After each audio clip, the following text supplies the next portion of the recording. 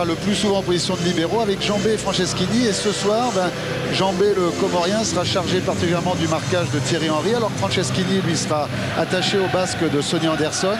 Un milieu de terrain à 4 sinon 5 joueurs avec Chouafny, Roy, Durand, Assoir, Pedro sur le côté gauche, derrière Gravelaine et Libra. Voilà pour la composition de l'Olympique de Marseille. Attention à monsieur Puyalt qui va donner le coup d'envoi. On a le temps juste de jeter un coup d'œil sur une équipe de Monaco qui est somme toute classique. Beaucoup plus classique. D'autant que Guy Peba n'est pas là. Il est parti jouer avec le Nigeria un match de Coupe du Monde contre le Burkina Faso. Et c'est le premier coup franc. Ouais, premier coup de sifflet de Jean-Claude Puyalt qui vient de l'Aquitaine, qui a déjà arbitré une fois Monaco cette saison. C'était en déplacement au Havre. Et l'équipe de Jean Tigana s'était imposée 2-1. Coup franc que va tirer Dumas pour Monaco en allant chercher Thierry Henry. Curieusement, Claude, c'est peut-être une astuce de Jean Tigana sur le côté droit. Oui, parce qu'il va chercher à sortir justement les deux défenseurs centraux de Marseille sur les côtés pour créer des espaces, pour faire plonger ses milieux de terrain. C'est ce qu'il nous disait. Et Gérard Gilly, lui, quel est son problème? Il voudrait bien couper l'AS Monaco, les trois attaquants, enfin les trois joueurs très offensifs, Anderson, Henry et Ali Benarbia derrière, du reste de l'équipe. Donc c'est pour ça qu'il a fait un peu cette équipe à étage, une espèce de tour Eiffel pour grimper le plus vite possible vers le but. Fabien Barthez. Et attention à Libra qui a une bonne solution, là oui, et but dès le début de la rencontre, l'Olympique de Marseille ouvre le score. Xavier Gravelaine qui, après très exactement 1 minute et 10 secondes de jeu, permet à l'OM de mener 1-0. On disait qu'ils voulaient faire des étages pour monter le plus vite possible. Ils sont montés au 7e ciel à la vitesse grand V. Cette récupération. Et il va contrôler, il va rechercher son pied gauche intérieur. Et c'est bien que ça soit Gravelaine qui marque ce but sur l'ouverture d'Assoir. Parce que Gravelaine, c'est l'homme qui a connu pas mal de problèmes avec certains supporters, surtout pas tous, certains supporters de l'Olympique de Marseille. Il a été choqué, notamment lors d'une sortie d'entraînement, lors d'une sortie de match avec son épouse, avec son petit enfant. À tel point que sa femme a quitté pendant un petit moment la région parce qu'elle était tellement traumatisée. C'est vrai que le foot ne doit jamais générer de tels actes. Et à tel point que Gérard Gilly a préféré se passer de Gravelaine lors du déplacement à Montpellier la semaine dernière pour lui permettre de récupérer un petit peu. Eh bien Gravelaine, au bout d'1 minute, il vient de frapper et Marseille mène 1-0. Et Thierry, si ça a été l'explosion de joie sur le terrain, eh bien je vous dis pas sur le banc marseillais, excepté un homme.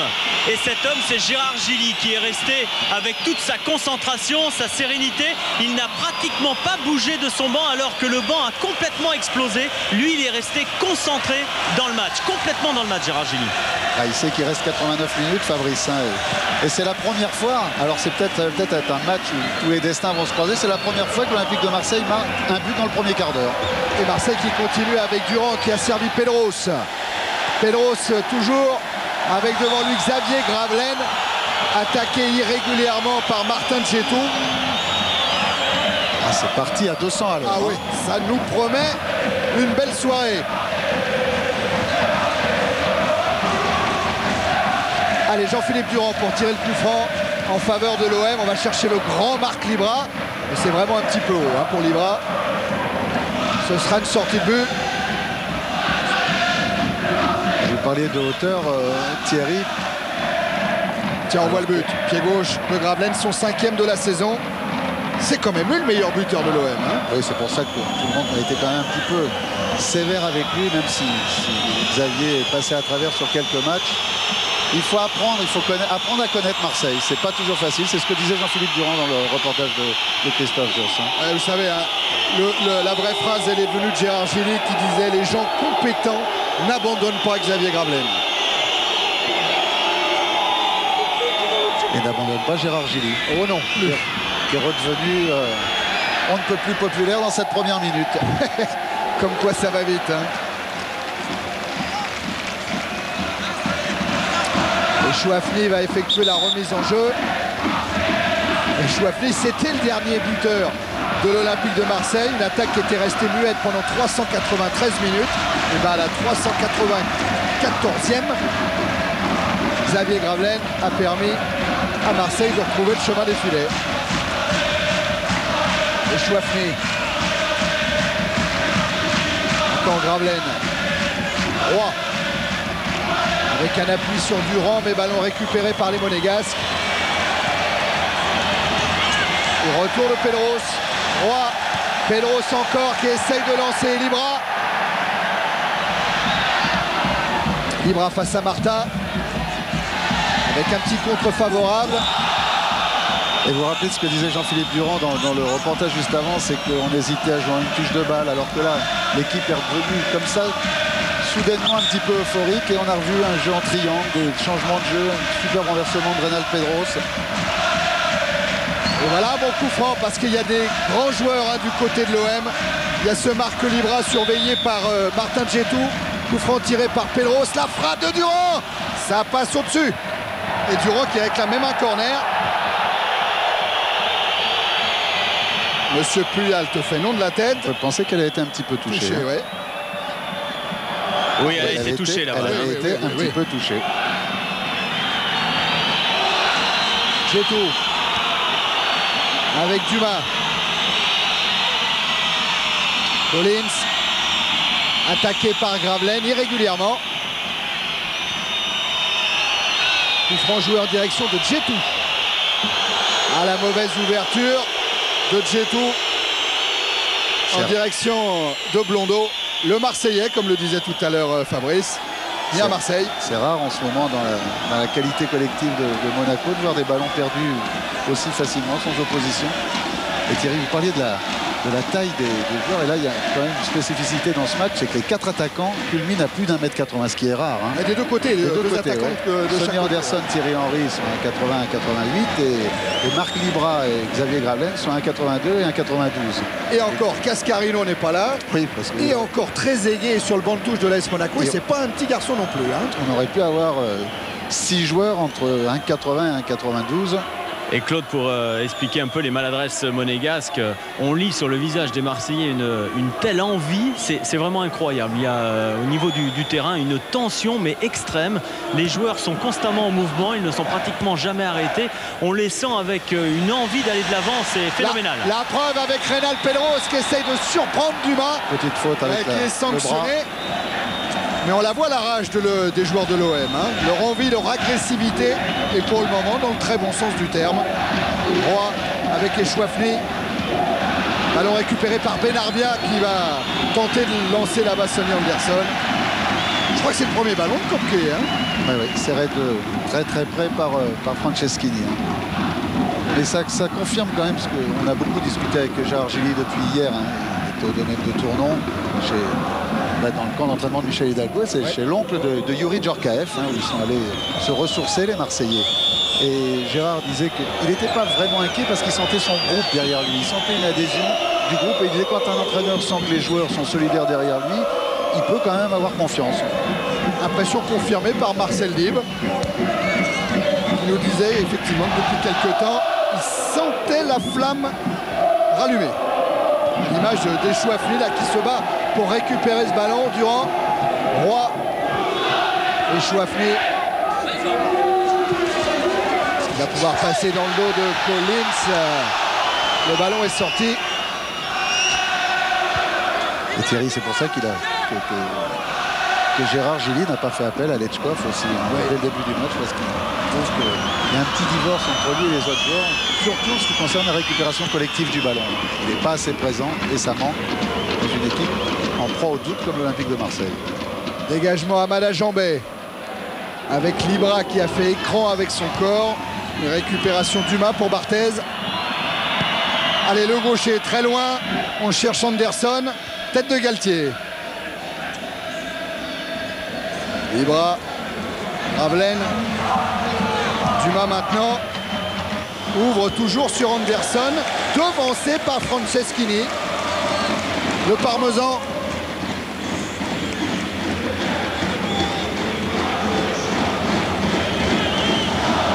Et si les Les attaquants sont grands, Claude. Les défenseurs ne sont pas petits. Hein. Franceschini, c'est 1m87 quand même. Hein. Oui, grosse qualité dans le jeu aérien.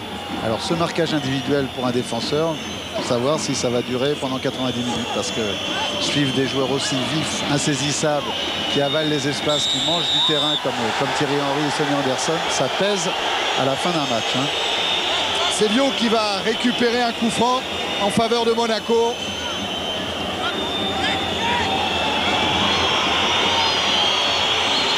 Montée de Djetou. Sonny Anderson est là, bien sûr, lui aussi, avec Henry. Blondeau pour tirer le coup franc. Il est très haut, dégagé par Franceschini. Ballon encore monégasque. Henry.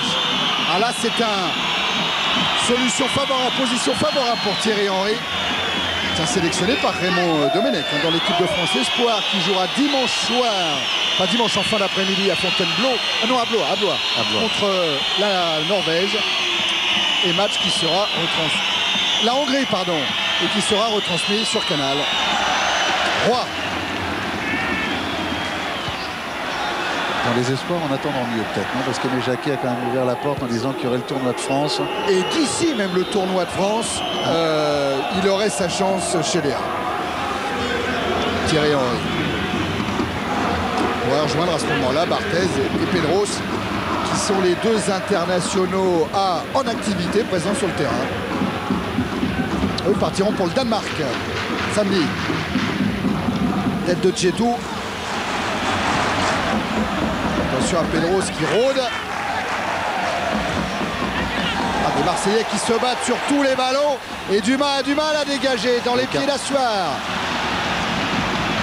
Récupération, Libra. Encore Libra. Un premier crochet. Ouais, l'arbitre, il avait sifflé avant. Il avait sifflé sur Echouafny. Et il n'a pas laissé l'avantage aller jusqu'au bout. Dommage peut-être pour Marc Libra. Hein.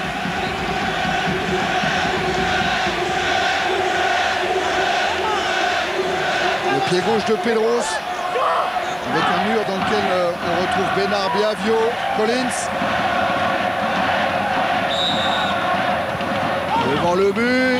Et c'est Libra qui a essayé de dévier légèrement ce ballon.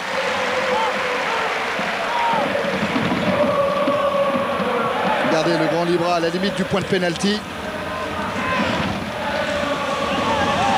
Et ça revient vite devant le but de Barthez avec Gravelaine qui s'est imposé en puissance.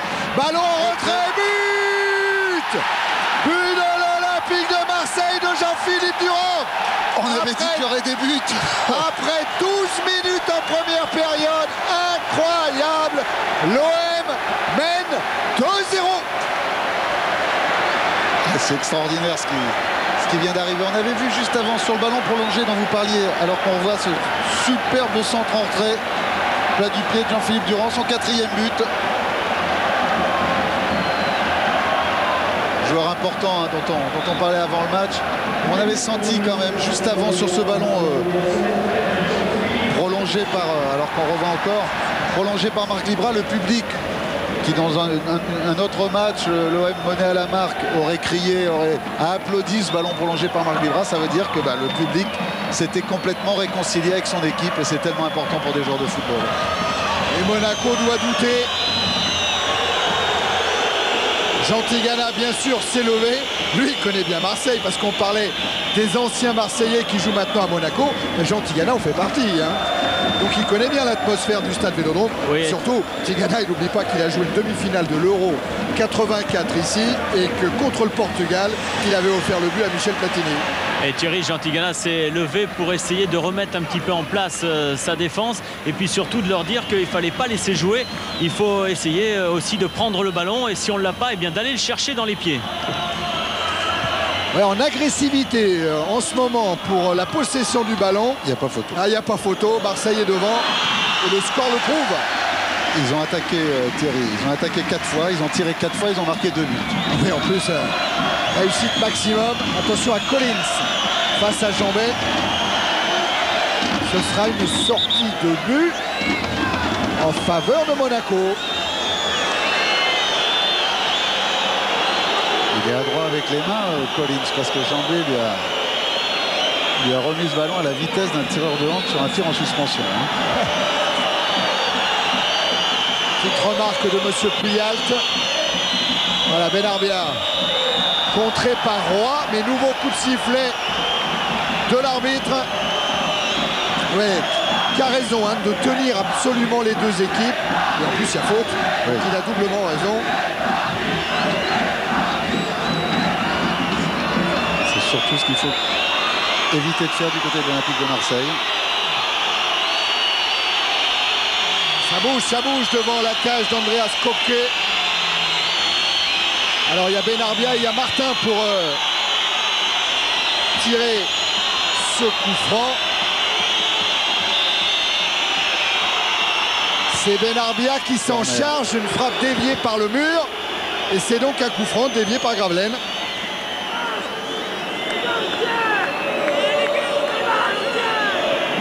Non, par Durand. Gravelaine est au milieu, mais c'est la tête de Durand qui a mis cette balle en corner.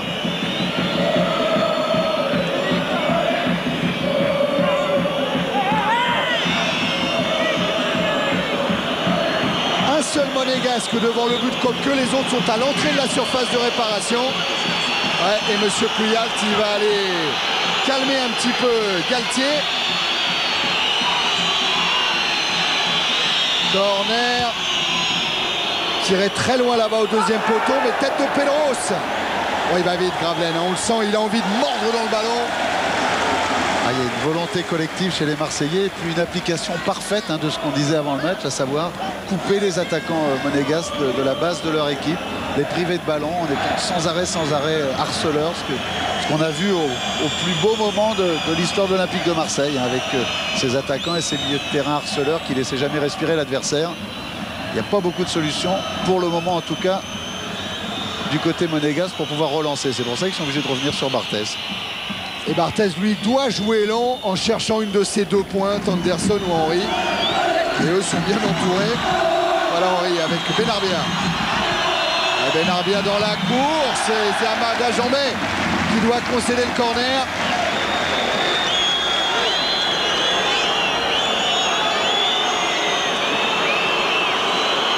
Collins, l'Écossais,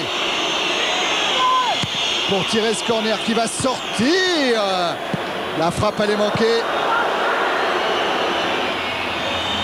Et Barthès très avancé pour donner un peu de rythme à la rencontre. Et toujours ces grands ballons devant.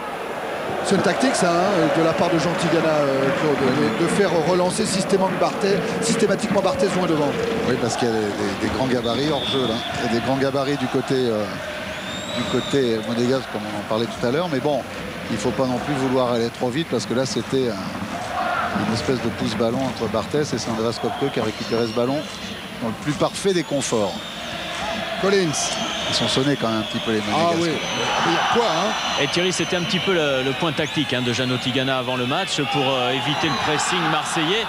Mais c'est vrai que maintenant on peut penser qu'à 2-0 il faudrait peut-être mieux mettre le ballon à terre. Ouais. Tête de Roy. Ballon monégasque. Oui, attention quand même. Côté marseillais à ne pas confondre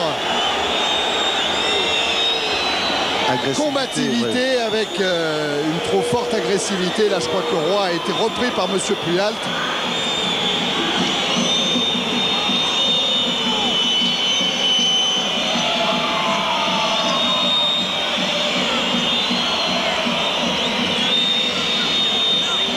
Attentif, Köpke. Ça bouge avec Henry, avec Anderson. Surveillé par Franceschini. Roy avec le rebond, c'est toujours dangereux. Ouais, du côté de Legwinski, on va se plaindre d'une faute de Jambé. Ouais, faute de Jambé. Il ne faut pas qu'ils tombent dans le piège, les défenseurs marseillais.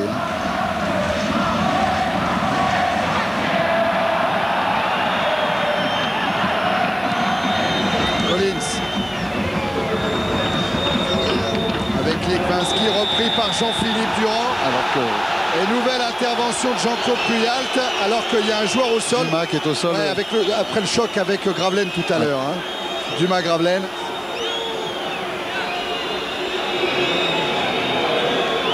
Gérard Gilly avec Libra. Ah, c'est là-dessus qu'il est sonné, Dumas. Ouais. Legwinski en rajoute un peu, mais bon, Jambet essaie de le prendre par la manche, donc quelquefois ça va tellement vite pour un arbitre qu'il faut faire attention de ne pas donner quand même trop d'arguments à un arbitre pour siffler des petites fautes, même si ne sont pas des équipes à pénalty. Hein. Et c'est vrai que peut-être quand même que Legwinski a regardé les statistiques de M. Puyalt. Tiens, on voit les fautes depuis le début de la rencontre.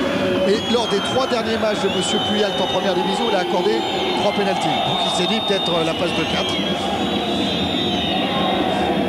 Attention à Gravelaine. Ouais, ballon qui est prolongé jusqu'à Libra. C'était une passe d'Assoir. Libra face à Dumas. C'est Dumas qui pour le moment a le dernier mot.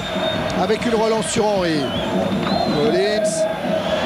C'est difficile pour Benarbia. Et le ballon est sorti. Christophe Galtier qui était le seul à esquisser un espèce de sourire à la descente du quart des Marseillais tout à l'heure avant le match. Tous les autres étaient blêmes.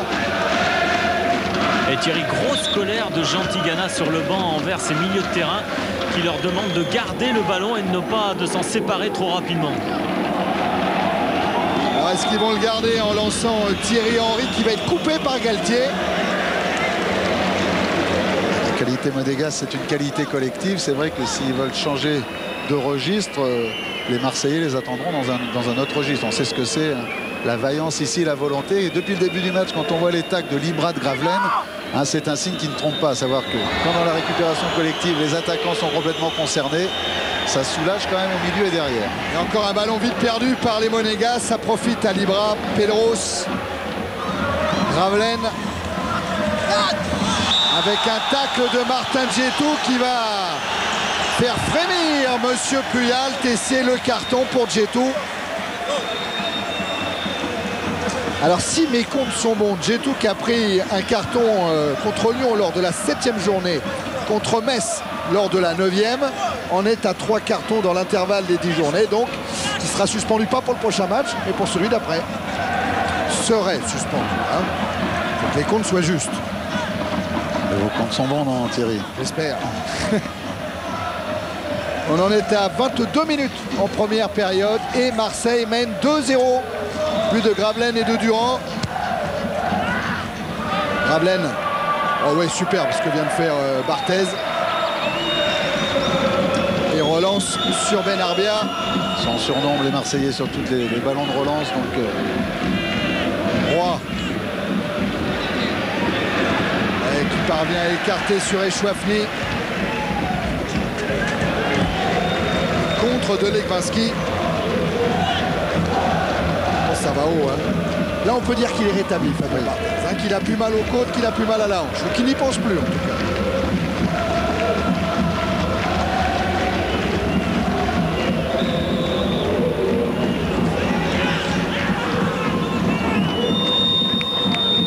Changement de main pour la touche, c'est rare. Dumas.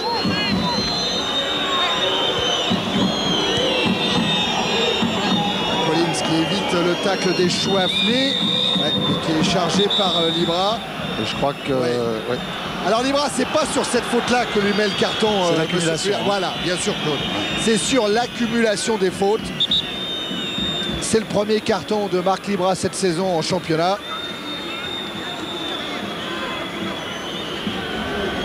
Faute sur Collins.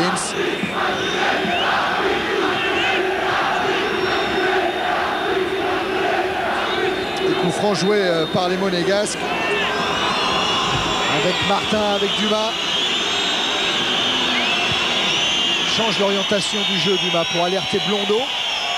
Et regardez comme Pedro s'est bien replié, assure son boulot défensif.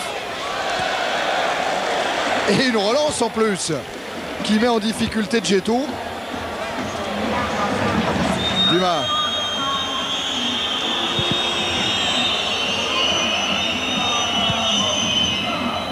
Toujours loin devant pour Barthez en direction de Sonny Anderson. Il va avoir du mal à s'en sortir hein, sur ces ballons-là. Et encore. Ouais. C'est difficile et je pense que Jeannot Tigana va encore réagir en leur disant d'essayer de jouer, de poser le ballon. Attention aux attaquants marseillais. C'est la deuxième fois que sur ce genre de ballon ils sont signalés en position de hors-jeu. Il faut qu'ils soient plus vigilants. On approche de la fin de l'année, Claude, hein, c'est la saison des récompenses. En Angleterre, c'est David Seaman qui a été élu joueur de l'année par un jury de journalistes spécialisés devant Alan Shearer. Arsène Wenger va être content.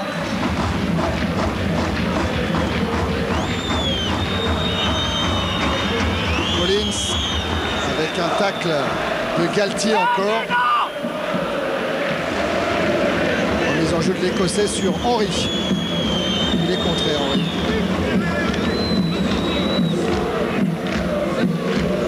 Et c'est superbement bien fait. Ah là, il est contré par Collins et Chouafny. Anderson tente sa chance en essayant de déborder Jambet et il obtient un coup franc à l'entrée, juste à l'entrée de la surface de réparation. C'était Benarbia. Et vous pensez que... Je pense que c'est sur ses qualités de vitesse qu'il avait fait la différence, Jambet, le coup franc un petit peu sévère. Oui, non? oui.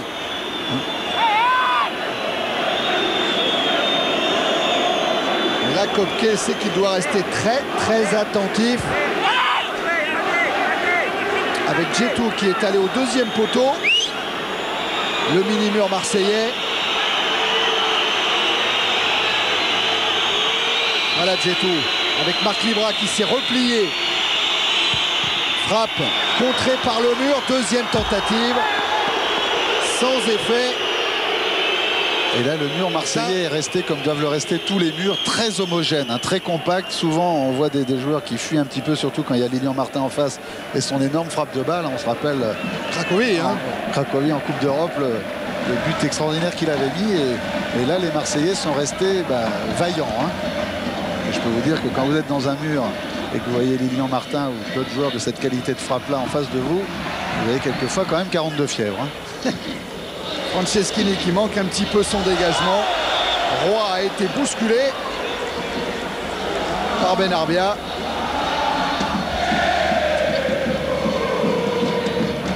Ça joue un petit peu moins depuis un moment. Il y a eu beaucoup de fautes. Hein. Ouais, match un petit peu haché.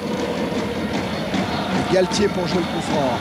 Djetou a été devancé de la poitrine. Dumas prolonge vers Barthez.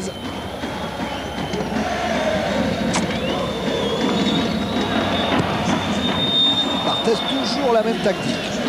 Loin devant, cherche Anderson. Et cette fois le ballon, non, ne sera toujours pas récupéré par les Monégasques puisqu'il y a un coup franc pour l'OM.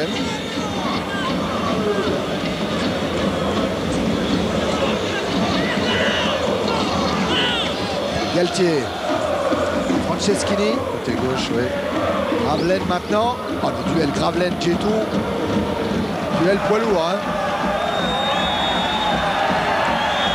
Et là, Djetou, il va s'en sortir, oui, avec le coup franc accordé par Jean-Claude Puyalt. Ils étaient tous venus en soutien de Xavier Gravelaine qui a fait une petite faute, mais derrière, il y avait véritablement, là, on voit un petit peu tous ces signes de solidarité extraordinaires. On va voir la faute de Xavier Gravelaine et Jean-Philippe Durand qui va arriver pour voler ce ballon à Djetou. Et il y avait encore Pedros qui arrivait derrière, donc ils étaient très nettement en surnombre. Ceux qui sont depuis le début du match en surnombre un petit peu partout. Ils se démultiplient, les Marseillais. Après un début de match à 100 à l'heure, hein, Claude, là c'est vrai qu'il y a une petite pause dans la rencontre, mais elle est bien compréhensible. On ne peut pas jouer à la même vitesse tout le match et c'est vrai qu'ils ont démarré le match d'une façon extraordinaire. En tout cas, au niveau de la communication, il n'y a pas de pause, hein, parce que les Marseillais sur le terrain se parlent énormément. On les disait un petit peu moroses et puis renfermés. Je peux vous dire que sur le terrain, ils n'arrêtent pas de se parler. Sur un Gravelaine qui est derrière Djetou. Barthez. Il va trouver une solution de l'autre côté avec Martin qui a bien appelé le ballon. À la relance de Martin, ballon perdu. Assoir. Pedros. Eh oui, Pedros qui est parti de très loin, mais il n'est pas signalé hors jeu, Gravelaine. Il peut lever la tête, il peut ajuster son centre. Libra qui a manqué la reprise. C'est pas fini. Avec encore Jean-Philippe Durand et puis Roy maintenant. Et Chouafny. Ça y est, ballon récupéré par les Monégasques. Et reperdu, Franceschini. Heureusement que Vio est venu contrer ce ballon de Jean-Philippe Durand, mais J'ai pas l'impression qu'ils avaient très mal joué tactiquement. J'ai pas l'impression que Xavier Gravelaine était hors jeu. Ils ont joué une défense en ligne